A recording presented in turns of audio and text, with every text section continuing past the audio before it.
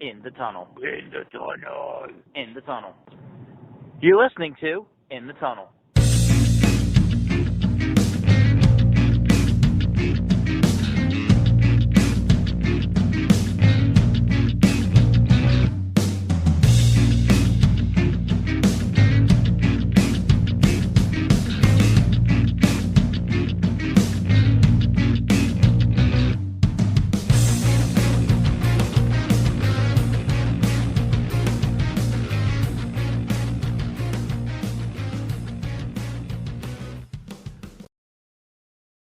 Hello and welcome to In the Tunnel, episode number 105.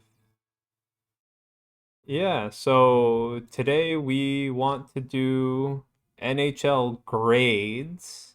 We figured it was quarter way through the season, so why don't we see how we think every team is doing so far, right? Sounds good to me. All right, starting basically at the top of the top with the Boston Bruins. Yeah, I mean, they're pretty much the best team in the NHL at everything, which is really annoying because I mean, the only thing that they aren't number one in is power play, and even then, they're still in third place. Yep. Yeah. So yeah, well, we went through it. We graded each team overall as well as on the aspects of offense, defense, and goaltending.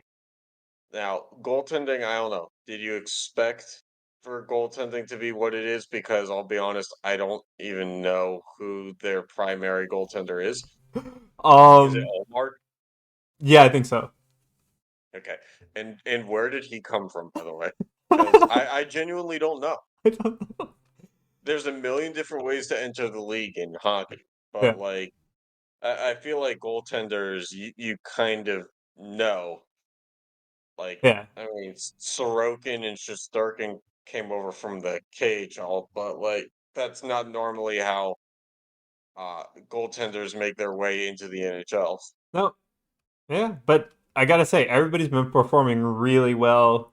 I mean, it helps with the defense they have in front of them, but still 2.11 goals allowed is per game is nothing. See, this is also what pisses me off about the fact that you guys didn't just lock up Taylor Hall. You guys let him go to Buffalo.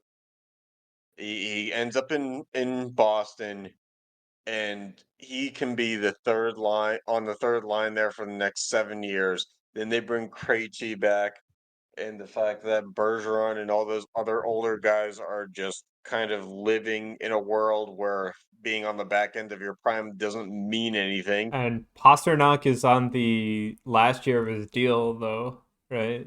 Yeah, but Pasternak is on the other side of 30 too. Yeah, but he can he's playing his heart out. 38 points. Yeah, I mean, they somehow have it figured out where they don't have to lean on the aging talent. They like Pasta is still the younger side of their core. Yeah, Um, it seems to be working pretty well, but I mean, and it's hard to not work well when you're basically number one in offense and defense. And to be fair, I'm surprised at how well Zaka is doing in that lineup, considering he'd probably be getting less than half the points he currently has if he was in the Devils still. Hmm. So I think that thing worked out for both of us. Yeah. Anything else you want to say? Or on No, to. no, I don't like the Bruins, and if you make me talk about them longer, then I will not have nice things to say. All right. So we have the Toronto Maple Leafs. Now we gave the offense an A, even though they're 13th in goals per scored per game. Yeah, Um, I mean, like, but the thing is, Marner, Matthews, Nylander are just too consistent not to put them there. yeah, I Especially would agree with that. with how Marner had, I don't know if he still has or had his 20 game point streak at this point. it whatever, even if it's still going, like holy crap. Yeah, and according to the Daily Face-Off here, uh, this updated December 12th, you have Austin Matthews and William Nylander on one line, but Marner is on the Tavares line. Yep. So, kudos to him for generating because I have no idea who Dennis Malgin is, but I mean, do you? Nope. Okay, well, he's their second line left wing, so you know, we both know that money only buys so much, and you only have so much money when it comes to a salary cap sport. But you know, that's a drop off in talent. So I don't know. Yeah. For Marner And to be the top point scorer is either a testament to Tavares getting him opportunities, or Marner just having complete disregard for everybody else. I'm pretty sure, well, see, Marner's also on the first power play. And their power play Okay, is but pretty how damn much is good. that actually accounting for? I mean, Their power play is pretty good, as you said, but it's still not. no, it's not great, but like I'm pretty sure out of like their 25%, power play conversion, most of it is the first power play and very little of it is the second power play. So, I think that even though Marner's not on like with Matthews and Nylander, he still gets time with them, especially when what the average is like 4 penalties per game, so 8 minutes, Hmm. and your first unit's probably taking 5 of those minutes at least. Yes.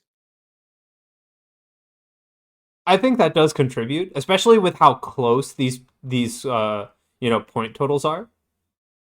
Yeah, I'd agree with that. And then, even though they only give up 2.4 goals per game, their penalty kill is pretty bad, so the defense takes a hit. And I don't think they face like as much. They're a pretty offense heavy team.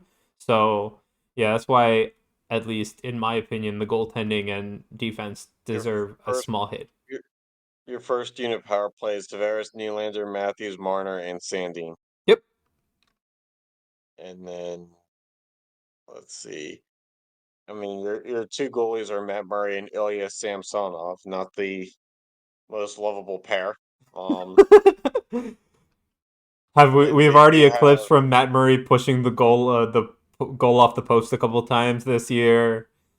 Jake Muzzin, Calle Yarncroke, Jordy Ben, and Morgan Riley all on IR right now. Yeah, and that's saying something. It's like the thing with their goaltending is it's good, but like It's it's pretty spurts. streaky. Hmm. Like this 2.41 doesn't really tell the whole story. Yeah, I would agree with that. And so yeah, like if it was a more consistent 2.41, they would totally be up there. But it's just not. Hmm. All right. All right, let's move on. Detroit Red Wings, we give them B minus. So they are 19th in goals per game, 17th in goals allowed per game, 22nd in power play, 14th in penalty kill. Um, And I will say, part of our grades here is also what a team is supposed to be. yeah. So, like looking at Detroit's um roster, it's not very good. No. David Perron is on the first line, which at this stage in his career should not be Anywhere true, near it. no matter where he is. Nope. Um, so like him and Dylan Larkin, I guess, are their two best players, and I say that because I really don't. I mean, Andrew Kopp is there, but I mean, you know, I would say Dominic Dylan Kubalik, Larkin is their best player. Ben Sherratt. Eh, So yeah, I mean they're not a great team. Their yeah. first unit power play is Oscar Sundquist, Dylan Larkin, Kabalik, Perron, and Philip Roenick. Yeah. Uh, so yeah, I mean, also your first one of your first line wingers not in the top 3 points on your team. Um, Yeah. so off the first line only generating as much as Dylan Larkin can create. Yeah. And to be fair, like I don't know how like I didn't have Detroit doing that well. And so them being where they are, I think this is actually like pretty good for the team. Like goals allowed per game is pretty average. Like, okay, it's not where Yes, you want to be, but it's average. yes, I think at best Detroit is an average team Yeah, and because I do not think whatever success they have achieved to this point is sustainable.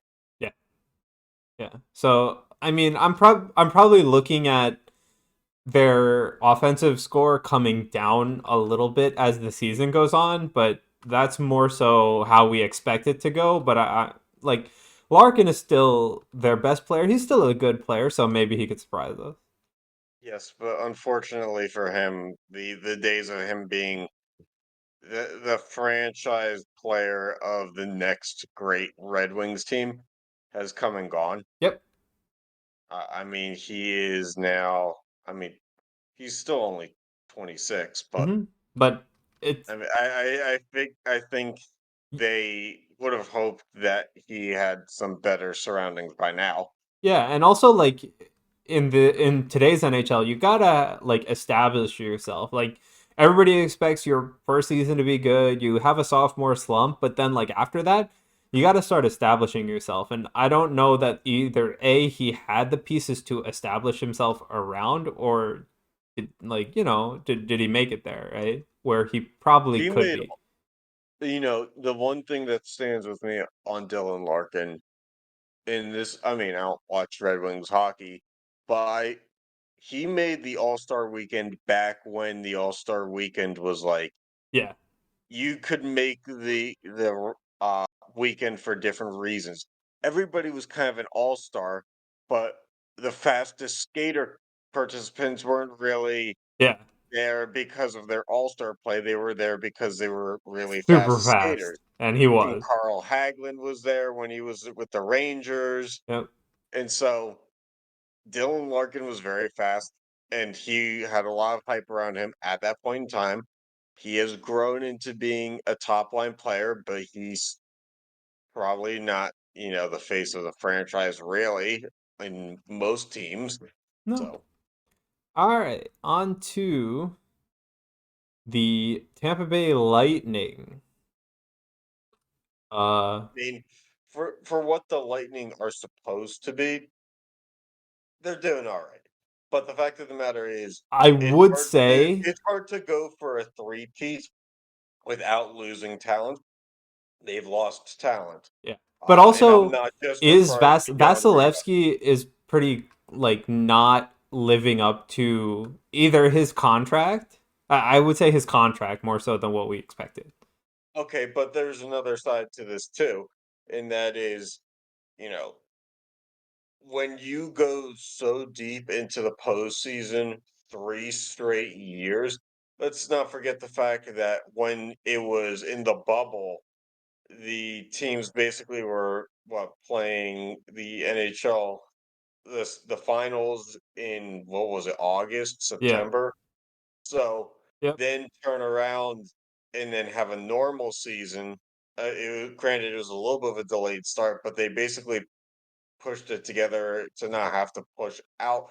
So Mm-hmm. basically, playing 3 seasons of going to the finals in a row in less than 3 full years has to be a lot on the body. Yeah. And eventually Definitely. your body can't recover to the point that it needs to. And that's probably where the Lightning are for some of their goalies for sure, as well as their older talent. Like I'm sure Stamkos, he's doing fine by his standards, but you Yeah. know, Stamkos probably likely to encounter an injury. We know Kucherov has had injuries because it's more, he's the one player that got the rest during the last few years because of an injury. Yeah. And to be fair, like the whole team is still they're still pretty good, right? They're generating goals. The one thing is they're kind of high in goals allowed, but their power play is pretty good. Their penalty kill's okay. Yeah, So and look, they have a lot of talent still. I mean, you, Corey Perry isn't Corey Perry of old, but he's on their fourth line, yeah, as well as Hayden Fleury and Pierre Edward Bellemare. yep. So like that's not a bad fourth line at all. It's No. just, they've lost pieces. The Hmm. guys who were there when they won cups are no longer there. They have Ian Cole on the first penalty kill unit. Um, so like they probably don't have the offensive touch on defense that they used to have outside of Hedman, but they Yeah. have sustainable pieces. Sergachev, Hedman, Ian Cole Yeah. can do a lot better salary cap wise, I guess. Fair. All right. On to Florida. Now, the one thing is, like, I definitely think they're generating way more in terms of goals than I thought they would. Even with however everything went down in the offseason, like, scoring consistently three and one third goals per game is pretty impressive. It is, but I will say this. Huberto on, you know, by word of mouth, I mean, statistically, Huberto last year, very good player, but was he a player who made or broke them being a very high scoring team? No. No. I think how they were built allowed them to be that team. Um, so now they're in a position where to Matt Chuck has come in, did everything so far that he was supposed to do as the return package. 37 points is, probably top 15 in the league. Yeah, probably. But, looking at this, you have Hornquist out, you have Anthony Duclair out, Radko Gudis is out. Yep. So these guys they don't account for a lot of the scoring, but Hornquist is your front of the net guy who's, Yeah. allows other things to happen. But you have Sam Bennett on the second line. That is a red flag. Yeah. Granted, you have Eric Stahl on the third line, but you have Sam Bennett on the second. Hmm. Now, So, that to be fair, like these are a lot of red flags, which is why like I think their offense is give them a high grade because like again, okay, outside of Kachuk, who do they have that is not injured right now? And you just look at Bennett on the second line and you're just like, okay, well, where is this team? but when we also have to look at goaltending and realize that, Bobrovsky was handed a shit ton of money Yeah. and largely has not lived up to the amount of money he has been given. But I'm pretty At, sure this goaltending is exactly what we're expecting out of Bobrovsky in this day and age. at this point, at this Yes. point, because we have the evidence over his tenure in Florida that says what he is. Yep. Because Columbus Bobrovsky, very different. But I think our expectations of Bobrovsky have changed to say, well, he's a bad contract either way. Yep. And we kind of have to settle with what we have. Hmm. We don't have room to go anywhere else. So it's more like the Florida Panthers are good. They're good in spite of their goaltending. But also, I think the Florida Panthers suffer from like having like making that decision to take on Bobrovsky's contract. Yeah. It's like the Any team team could be so suffers much when they better. hand over 70 some million. Yeah. The team could be so much better without that contract, but hey. Yes. But uh, when I don't want to get too much into previous years, but he was the hottest commodity in that class. Yep. And so Yeah. All right. On overpay for to the hot commodity. the Montreal Canadiens. And Bobrovsky's making 10 million this year. Yep, we know that. All right, well, we gave them straight C's out down the board because this is basically where I expected them to be. I mean, for they're a building team in theory, Hmm. except for this rapid decline of talent that is Carey Price. So much so that he's not there. It's Jake Allen and Samuel Montembeau. Montembeau, Carey yeah, Price is Carey Price is on IR.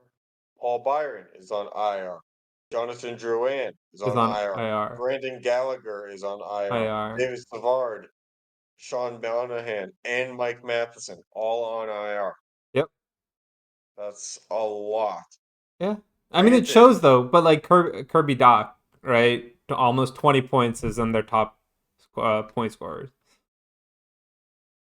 Kirby Duck is a nice touch. However, there was a reason why he was traded out of Chicago. Yes, I agree. No, I'm just Uh, saying, it, like, Chicago probably could have moved on from Kane or Taves instead. They gave up on Doc for a reason.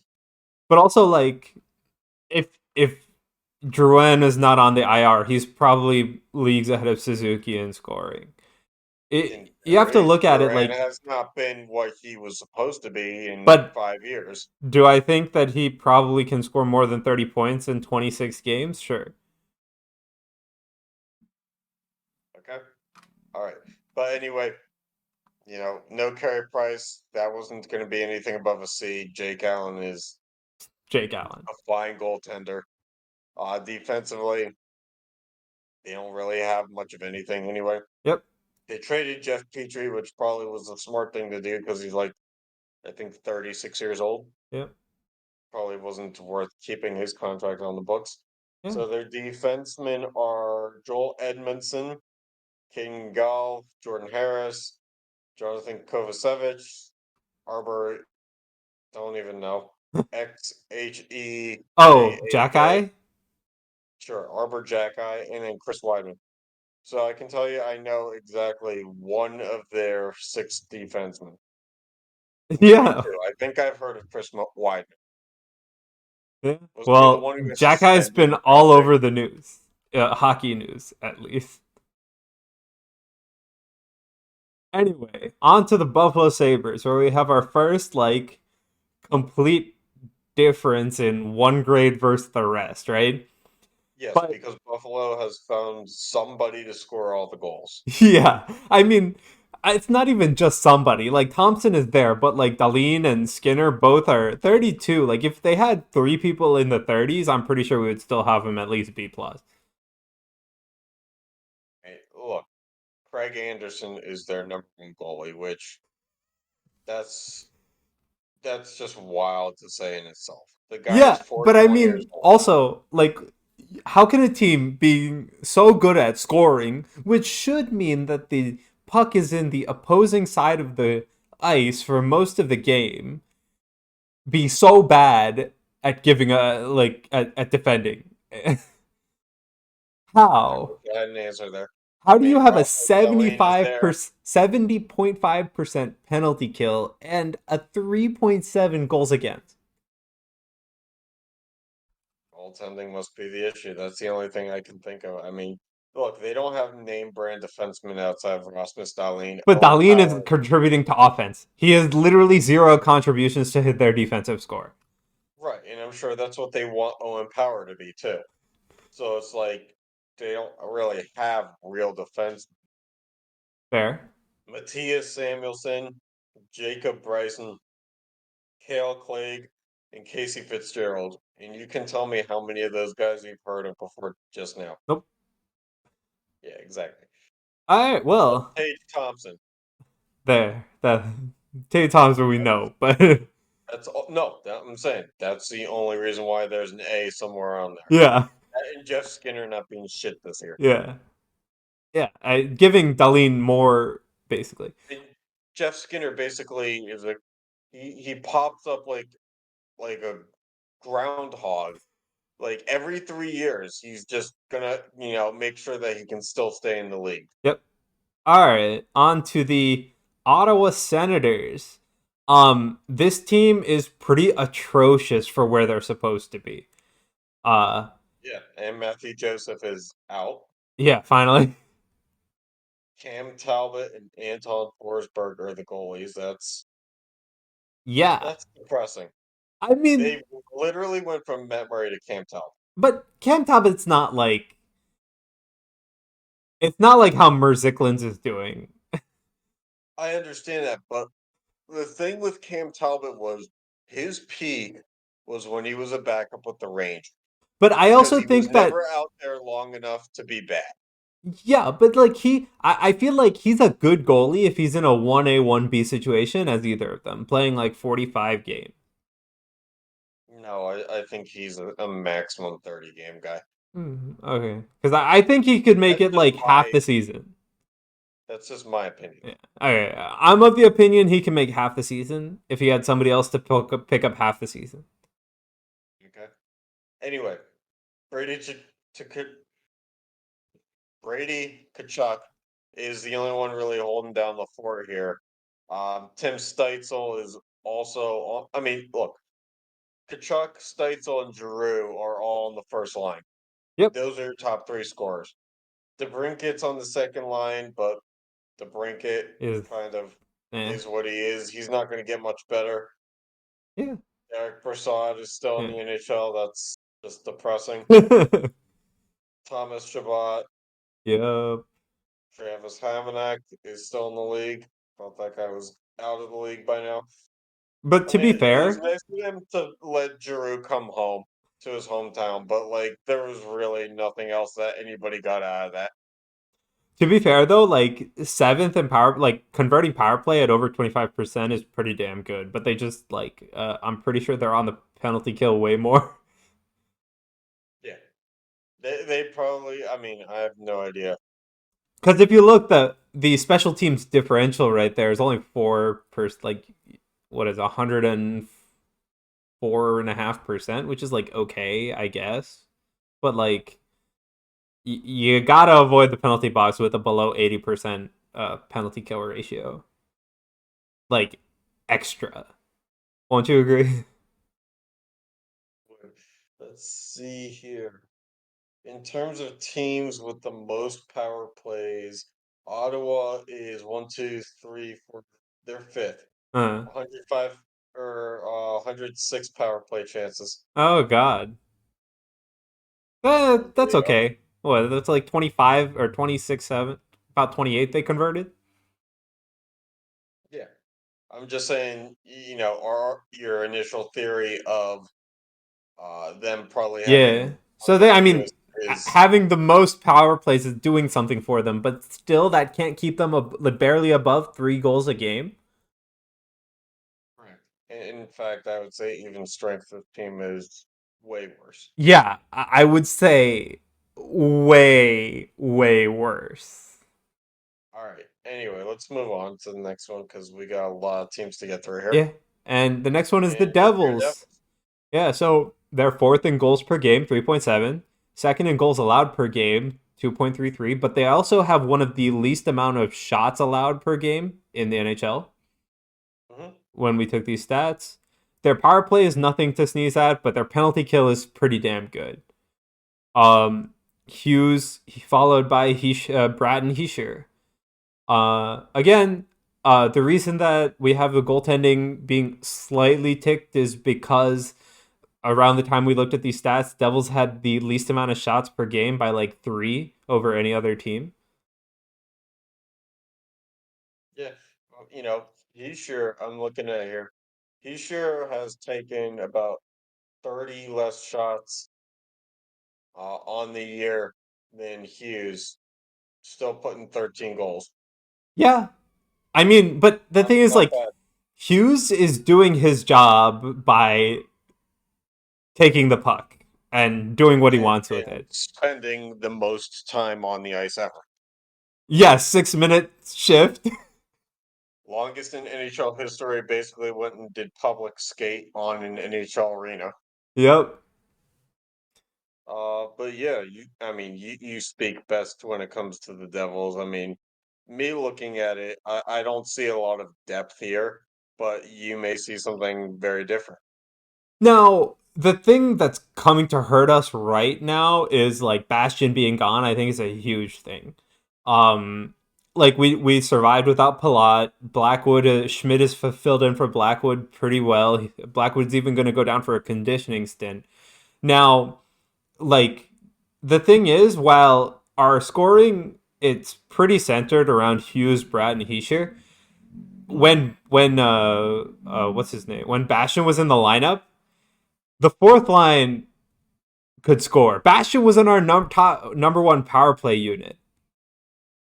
Like, I feel like even though we have reliance on these guys, we always had somebody or some line, one of the other three lines, to pull our weight. So it was more so that the whole team had a safety net of somebody else showing up rather than a lot of consistent top end scoring. Because when we were on our big win streak, our fourth line was out there against anything. Nobody cared. But you'll notice if you look at the fourth line today versus the fourth line when it was Wood, Bastion, McLeod, and Wood, you see a complete difference. But again, this happened after the 25 game, the 25% mark. Okay. All right. Let's move on then. All right, well, we have the Carolina Hurricane. By the way, let's make sure that we go through the actual grades here. Yeah, I did say for the Devils, I did say, but yeah, so yeah, they have a B plus. We gave defense an A because their goals allowed is pretty low. Their penalty kill is like average though. And the rest of the team has a B because I don't really expect much else. But I don't know. I think that they are not performing so well, but at the same time, like their team is still like showing up pretty good, especially for I the mean, Metro. this is more of a you can't give an A to a team in goaltending that has Antti Ranta as their backup and Kachuk Kochnikov, let's just call him, as your primary. Yeah. You know, Frederick Anderson, we know what he is, Yep. but we also know he's out. Yep. They also have Sebastian Aho day to day. They have Andre Case, Max Pacioretty, and Jake Gardner all on IR. Yep. So they're hit hard by injuries, but this is very much a defensively minded team. Yep. Very much the way that Barry Trotz Islanders team runs. So they're not designed to score a lot. They're more designed to keep you out of scoring. So, Correct. you know, you really have to be able to uh, get into the blue line and establish a forecheck against them, which you're likely not to do. Yeah. I don't know. I think the team is doing pretty well, especially the Metros. They're up in the They Metro, so are, they are, I will say this for their goals per game versus goals allowed per game, the ratio there in terms of difference is on par with teams that are very bad. yeah, Uh, but the difference is that goals allowed. yeah, definitely. All right. 'Cause there actually are not a lot of teams that are statistically giving up more goals than they're putting in, which is hard to believe, I know, but at the same time, like that's what makes it all the more confusing is because you feel like whatever they're doing goaltending wise is not going to survive. Yeah, fair. All right. On to why don't you take it over for this one? Yeah, so the Penguins are, I mean, as a fan, I'm not going to get over the fact that they started 4-0, then seemingly could not win for 2 straight weeks. Yep. So now they're hot again, but they have that make of a very streaky team that I mean, Crosby at age 35 is on pace for his second best year of his career, Yeah. which would be very nice, but I don't think that the Stanley Cup is a realistic expectation. Uh, I think Letang playing after a second stroke is very admirable. I don't know that if it were me, I would even be considering hockey at this point in time. Um, but you know, this team is cap strapped, and they're going to have to figure out what they can be with this because there's no real going up from here. They can score, but they're still streaky when it comes to that. Um, Goaltending, they're on the better side of average, but they're not going to ever be elite. Yeah. Uh, for the star power that they do have, granted it's aging, their power play numbers are horrendous. Who would have Yeah. thought you put Malkin, Gensel, Crosby, uh, Letang out there all at once, and you'd be 25th in power play percentage. So there's not Granted, a lot of greatness. granted, it's not It's the worst we've seen by a it's not long the worst, shot. but for what the Penguins should be Yeah, and have fair. historically been, it's not very good. Your first uh unit power play also has Ricardo Kell on it too, by the way. So I mean, also looking at when I watch Penguins games, as like looking at another Metro team. When okay, I saw this team and a team we'll talk about later. It's so weird to see how streaky they play. You know? I mean, it's not weird to me, but I kind of expect that. It's kind of hard to get emotionally into the games at this point. All right, You just kind of expect it to sway one way or the other.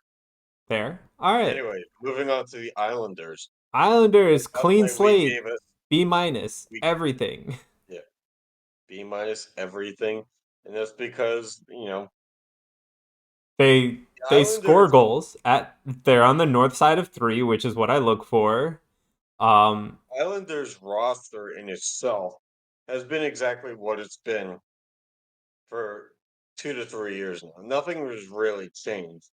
Um, Other than the fact that there's apparently a second Sebastian Aho, yep, and he plays defense for the Islanders. yep, Anyway, yeah, so yeah, B minus across the board. This team is not the defensive based team that it once was. Sorokin is doing fine, but I think we agree that Sorokin is better than what he has been playing at this year. So his numbers are fine, but they don't match up to where he's been. So correct. um Barzell, it's still kind of a low scoring team. But I really think that's more Middle of so the road. because like who does like Barzal is like he does whatever he does with the puck. It's just like when I was talking about the Devils, right? Hughes does whatever he does with the puck, but like Hmm. what does Barzal have around him to facilitate him get like, being in more scoring chances? Right. And I agree with that, but like I don't know, at the same time they gave Barzell a crap ton of money and said you're the franchise guy. And to me, Barzell's too quiet of a guy, statistically speaking, to kind of do that alone. Yes. But you need He someone around needs, him, right? That's yes, what I like think. I feel like when Tavares was with the Islanders, he was your ultimate alpha one. You didn't need a 1A, 1B. You Uh-huh. had your absolute one. Barzal strikes me as 1A, you need a 1B. Fair. All right. On to the Rangers. Oh boy. I mean, the Rangers, we gave a C on offense, a C on defense, and a B minus in goaltending. We gave them a C overall because I think the Rangers being this far low in the Metro, um, To be fair, especially after making the second round last year. but also like I think last year was more so that their goaltending was an A that literally just like yanked them out of a ditch Yeah, because they're not getting the same goaltending, and I don't think should expect them to be getting the same goaltending, but it's still okay. you should be able to expect that they have an elite goaltender. Not necessarily expect elite goaltending every night, but you have an elite goaltender who should be providing high quality defense or goaltending, I should say. I Yeah, mean, You have Panarin, Zibanejad, and Barkley Goodrow on the first line. You have Vincent Trocheck on the third line and Capo Caco on the second line with Lafreniere. Chris Kreider is also on the third line. You have Adam Fox. I mean, the defense in itself is not great, Yeah. roster speaking, but um, there's no reason why they shouldn't be higher in goals per game. Um, Other than I'm thinking, let's see, they have no players on injured reserve. No, they're just not. There's no excuse. They're just There's not no excuse. producing. Yeah, That's it. Like that's the point. It's like you're giving no help because you're you're eighth in goals allowed per game at 2.8. That's actually pretty damn good. How do do you you think just it's give funny that no help to your goaltender? I don't know, but bringing Jimmy VC back does not help either.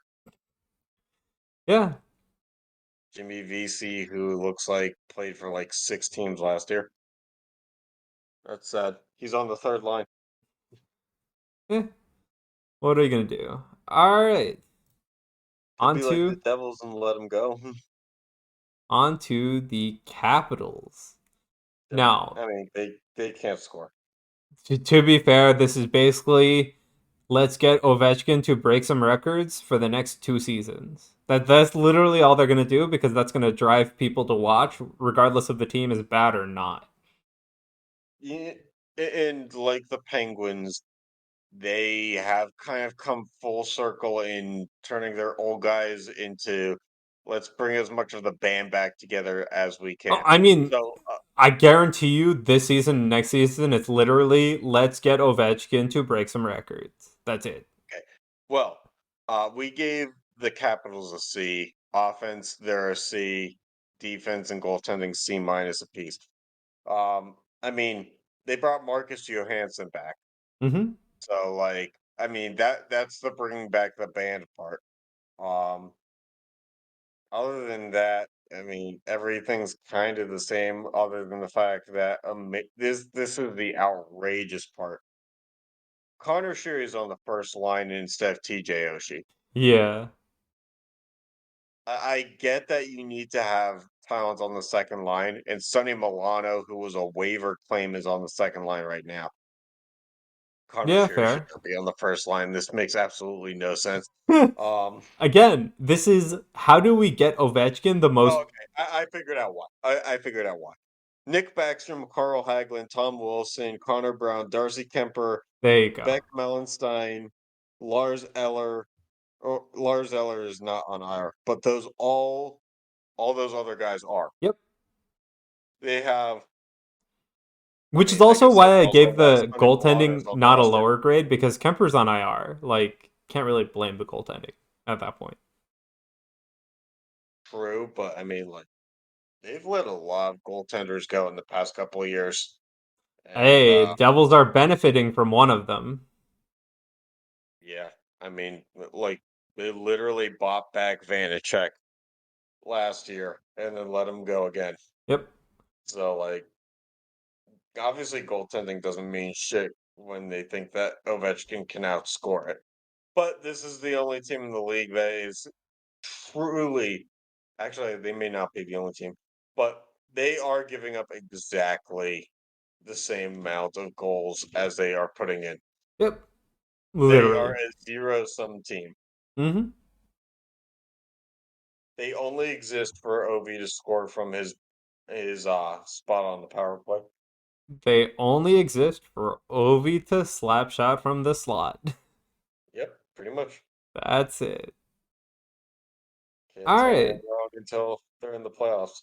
On to the All right, Flyers. Philadelphia Flyers. And now we can say this because we're both fans of rival teams, but we grade this rationally. They're just not good.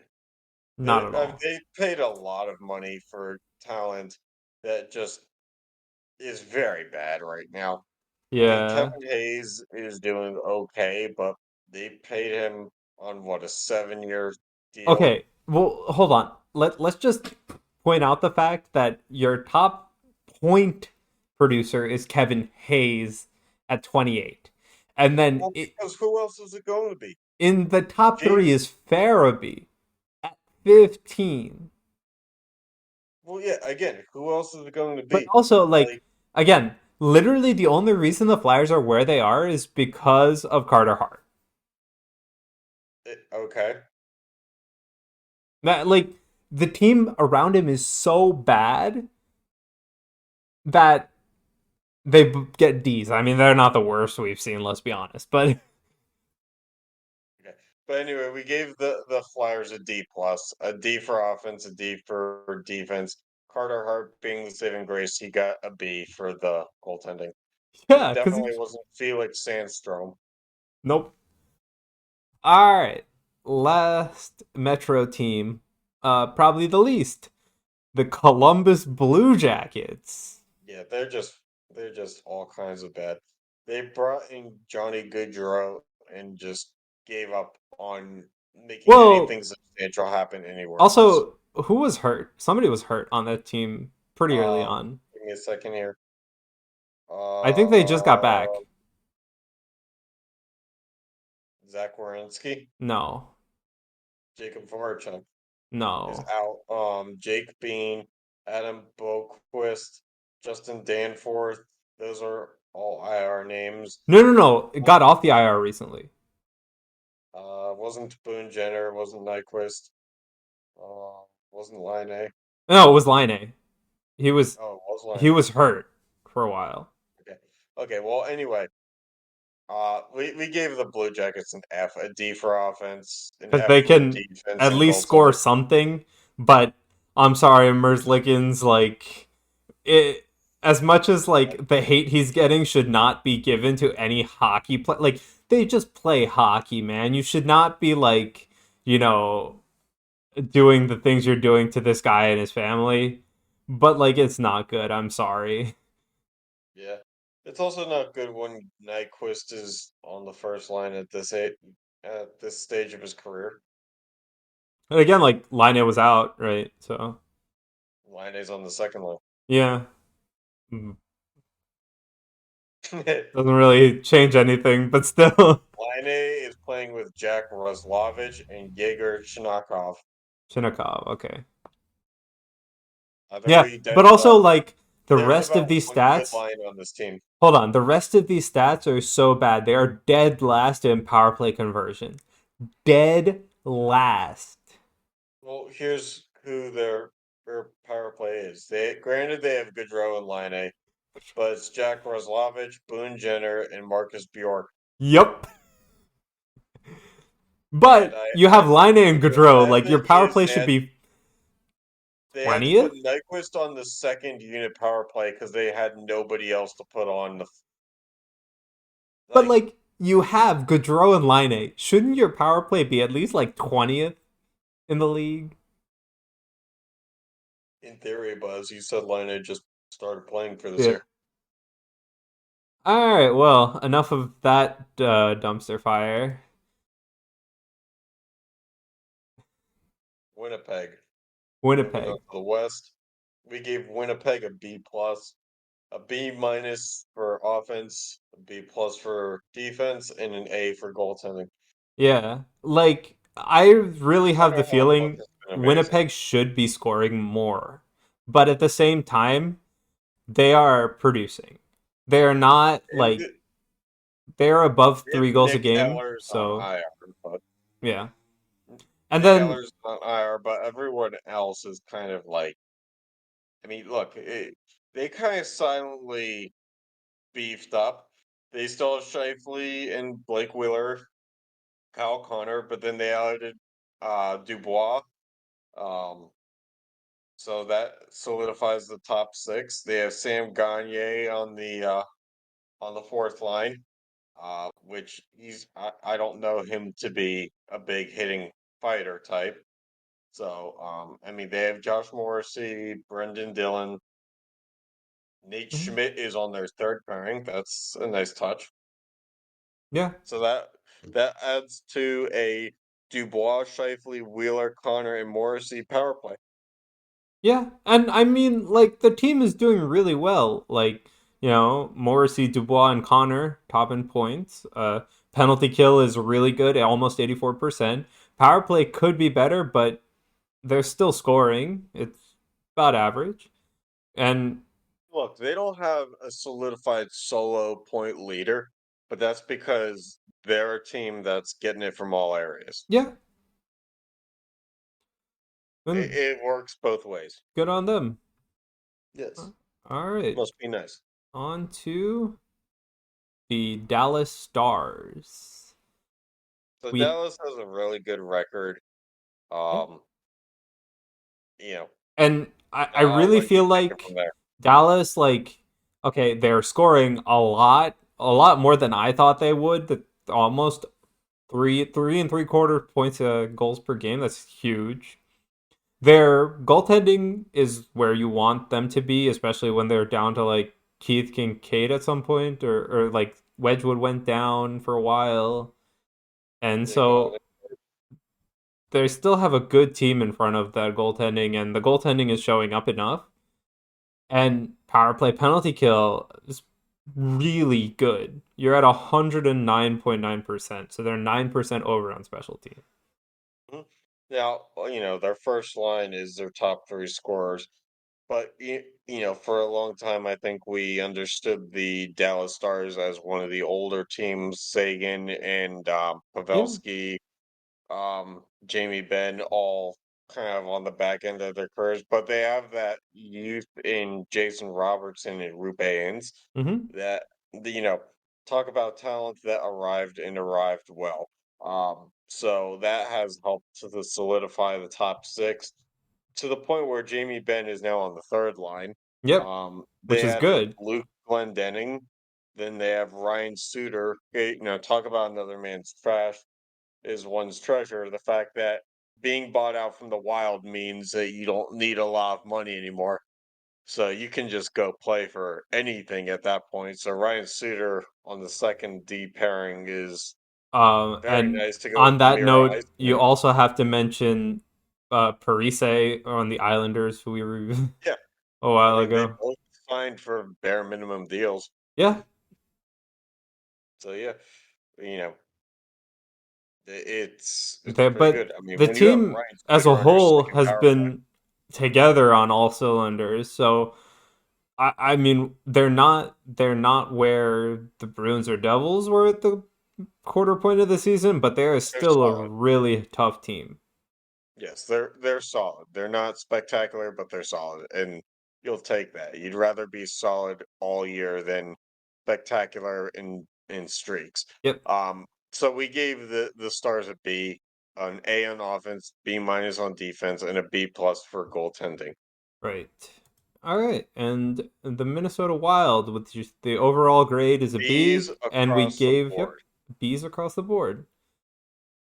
Winless. We did this because most of their stats are pretty average, right? 17th in goals per game, 15th in goals allowed per game, 16th on the penalty kill, and 10th on the power play. But that doesn't really give much for their overall special teams percent, which is like 102 point something. They're in a good spot because at least they know our Kaprizov is because if he could not escape Russia, then this team is completely different. Yeah. But also, shed the Suter and Parise contracts, but still pay them. I mean, Frederick Gaudreau is on their second line. Yeah. Like they still are in a little bit of hell. Yeah, they Um, will be for a while. But that's what I'm saying. Like, this team, for being in that hell, is doing really well. they're okay. I mean, Flurry. I don't know the Flurry to be spectacular at this point, but I No. don't really know what Minnesota truly wants to be. They're definitely not cup contenders. They're playoff contenders, I guess. But also, like, you got to assume that Minnesota just wants to get out of cap hell with the two buyouts they did. True. Anyway, let's move on.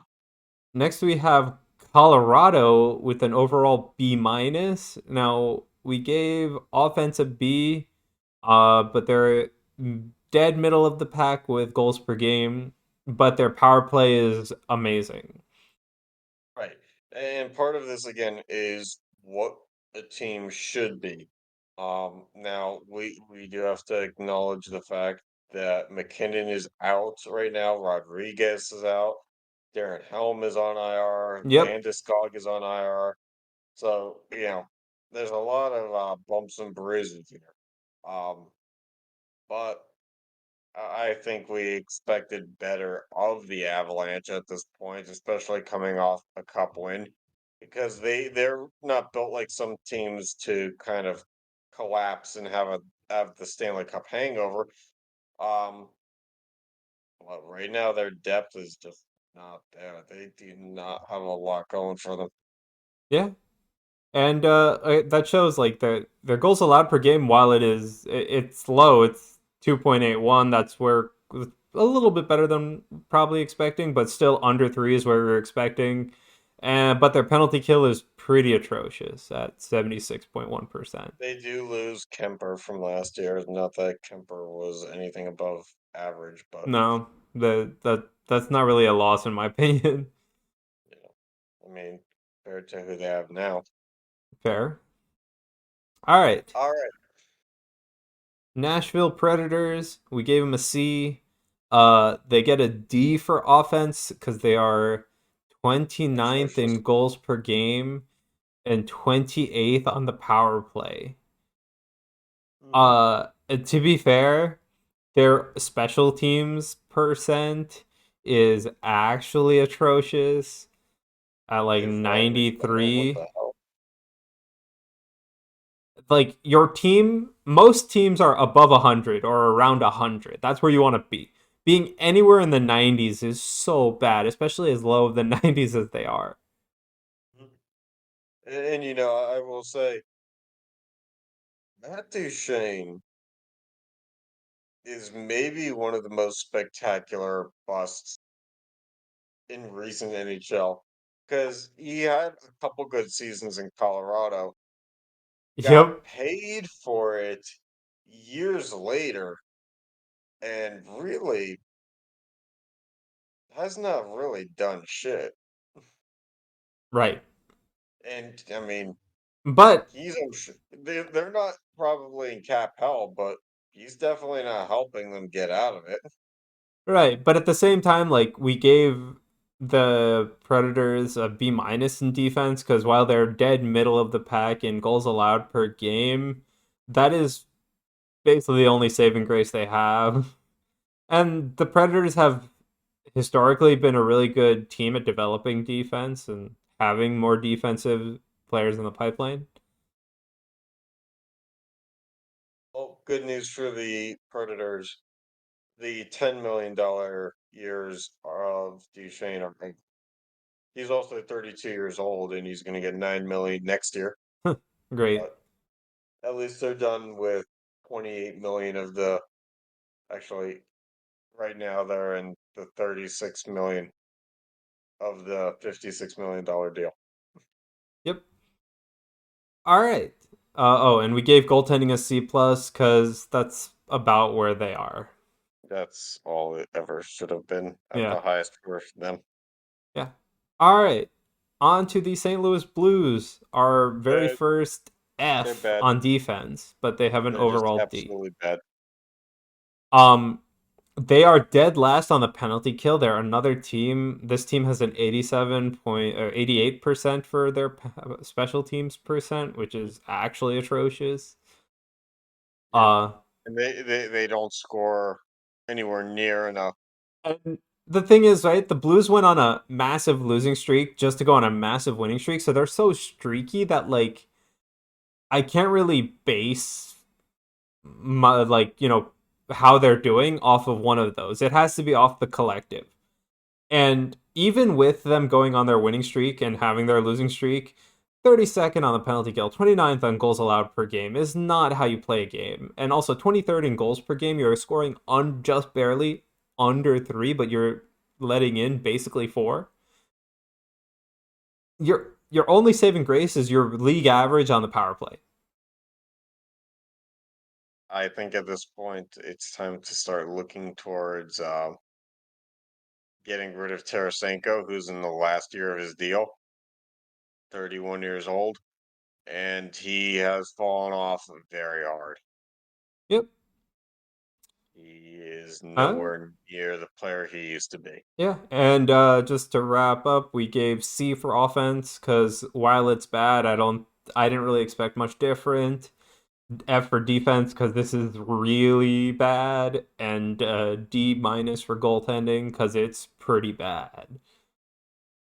Yeah, it is. All right, on to the Coyotes, and as much as I would have loved to give the Coyotes a C because they're actually doing pretty well, I did expect them to be slightly Given better. the circumstance, given the fact that they play in a YMCA, basically, But also, like they the they, team has been they play for a public school. the team has been so bad historically, and they're actually pulling themselves out of it now, even with these stats. Like you wouldn't think 28th in goals per game or 27th in goals allowed is pulling himself out of it, but if you know the Coyotes, you know that this is pulling them out of it. I know, but at the same time, I look at this roster and it screams guys past their prime that are in Arizona for the reason of trying to revive their career and keep it going. Shane Goss is there. Nick Bukestad. Um, you know, Okay, to be fair, Gossesbear is 20 points. I think that's pretty good for where everybody thought he'd be. okay, but Philly gave up on him. Yeah, He was supposed to be the future of Philly, and they gave up on him. yeah. So, you know, this is like going to the But Pirates. they still have Clayton And the Keller, yeah, point per game. Clayton Keller is fine. Yeah, good for him. Yeah, and I mean, again, I would have loved to give them a C because I really think that I would, but they should be slightly better. If they were like one or two, or even like two places more on average in all these stats, I would have given them a C. Yeah, I mean, the fact that they are in the 20s for everything says that you can't give them a C. But In to fact, be fair, like, in okay, fact, I'm considering a D plus because you can't be bottom third in everything and but be I'm giving them a C based on where they should be there versus where they are. Because if you look at the Coyotes historically, I'm sure you're going to see multitudes of 30s in there. Like, dude, you shouldn't. There were less teams in the league. 30. 30 is the Yeah, amount of teams in the so for league. them to be better than dead last, they would be in the 20s. Yeah. Yeah, but like if I'm saying like if they were 20th or 19th on the power play while being like 20th in the penalty kill, I would consider it bumping them up. But because like So bold of you. I would say that I would expect them to be 25th or lower in everything. All right. Arizona Coyotes' biggest fan. When they needed a hero, Sean was there. I think they're actually not terrible. I think they're just on a really good side of very bad. All right. Chicago Make a Blackhawks, let's poster of that go. and put it outside the arena. You want to talk bad? Let's talk absolute last in I goals like per how game. the grades get worse after that. Yeah. You want to talk real bad? Let's talk. Yeah. So we gave the Blackhawks a D. Not only because of the fact that even the Cleveland Indians rebranded. Um, so we gave the offense a D, the defense a D plus, the goaltending a C minus, and I'm just gonna go ahead and give general management an absolute F Yeah.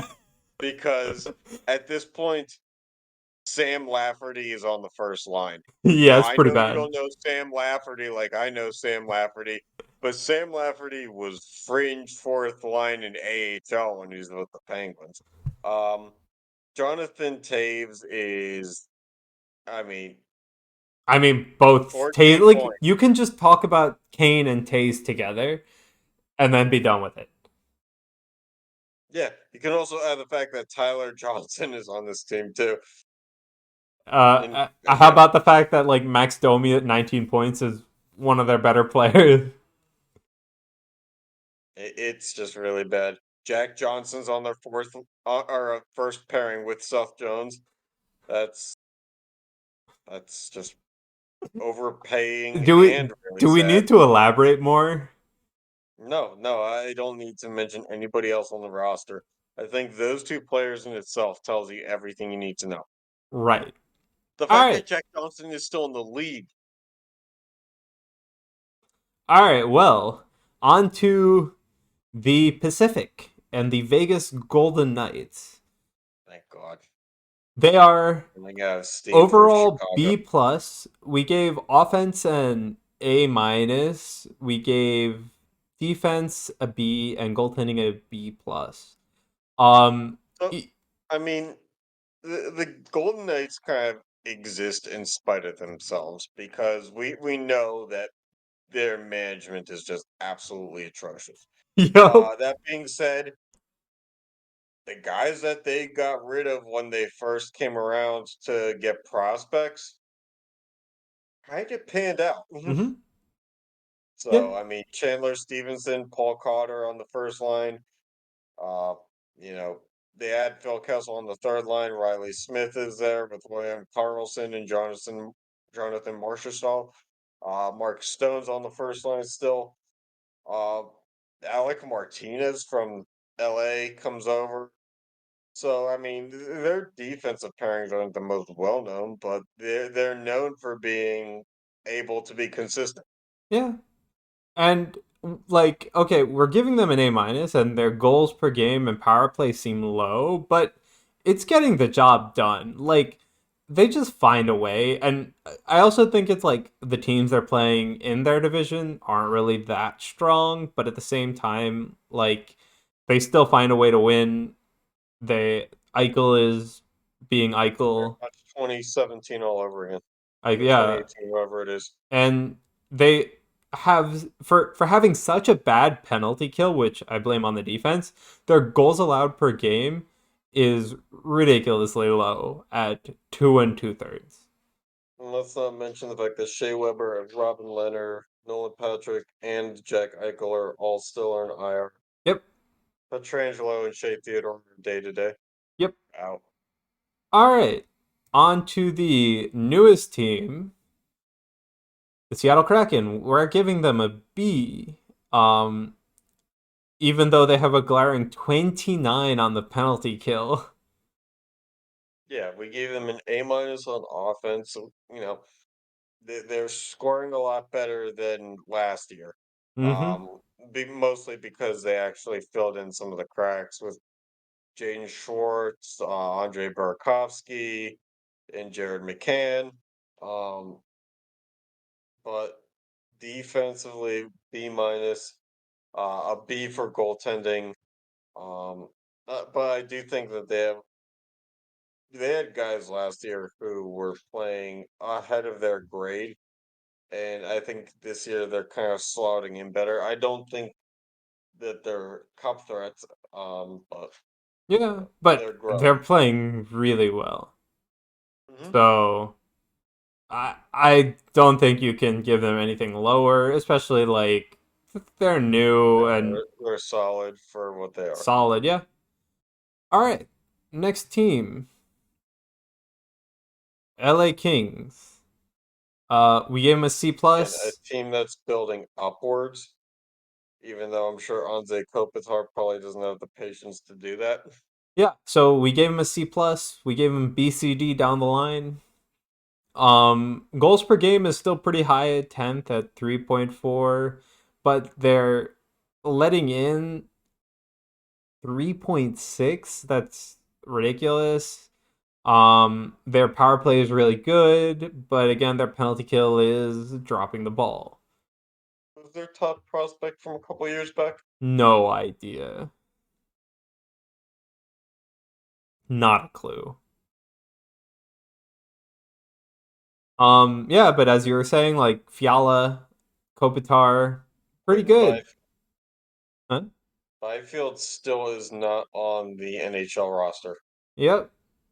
Not surprised. That's crazy because he was like supposed to be brought up like 2 years ago. Mm-hmm. All right.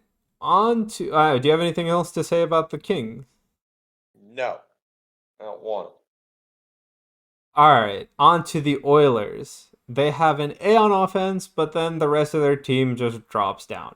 They are the absolute best team on the power play and have literally the two players with the most points in the NHL, basically, McDavid and Draisaitl with 54 and 46 respectively. They're fifth in goals But per at the end of game. the day, nothing's new. Yeah, but their defense is completely dropping the ball because they're 22nd in goals allowed and 27th on the power play, which brings their special teams percent to 102 when it should be so much higher. Hmm. Yeah, but I'm just gonna keep saying it. There's nothing new about the Nothing new. Oilers. So offense is an A, defense is a C, goaltending is a C plus because there's not really much David defense has a ahead of you. lot of points. Draisaitl has a lot of points. The defense has not a lot, and the goaltending is marginally better. Yep. All right, And it won't be better by the end of the year. Calgary Flames. We gave them a B minus. Although they are 21st in goals per game at 3.04, 14th in goals allowed at 3.07, 24th on the power play at 20%, and 10th on the penalty kill at 80%. Yeah. Look, Huberto is largely not done as much as is needed. No. Granted that for the But trade, the but team is competitive. Like I don't know, people who expected Huberto to do what like David does. yeah, like that's ridiculous. So I don't think that makes sense. At the same But time, look, their top line is not their best scoring line. yeah, They makes sense. have Tyler Toffoli, Michael Backlund, and Huberto on the first line, and Kadri is their second best scorer, and then what? Lindholm and Lindholm, Anderson. and Lindholm is on IR, I think. Yep. No, he's not. Yeah, but at the same time, like this is Yeah, better than I yeah, thought the Flames would be. But at the same, like they're doing okay, better than I thought they'd be.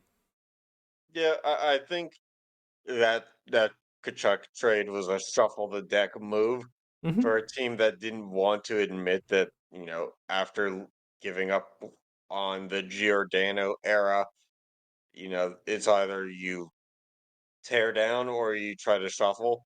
Hmm. And so this was the shuffle. All right. If it doesn't work, they gotta tear down. Yeah. All right. We have the Vancouver Canucks with their Bad. offense being a B plus, the rest of their team getting a D for a C minus. They reason their offense gets a B plus. They're ninth in goals per game at 3.5, and they're sixth on the power Yes. play. They're best known this season for scoring so much that they lost every one of like their first 5 or 6 games by blowing multi-goal leads. Yup. So that speaks to being able to put the puck in the net, but not being able to defend it, and that's kind of Yeah. what the story has been the rest of the way. Because it's not that they're giving up multiple goal leads every night; Yeah.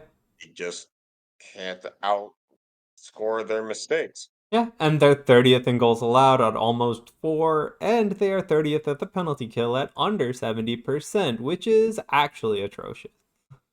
Yeah, it's pretty bad.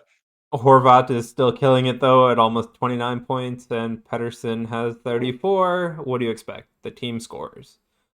I mean, this team's not very good. It's amazing that they score, to be honest with you. All right.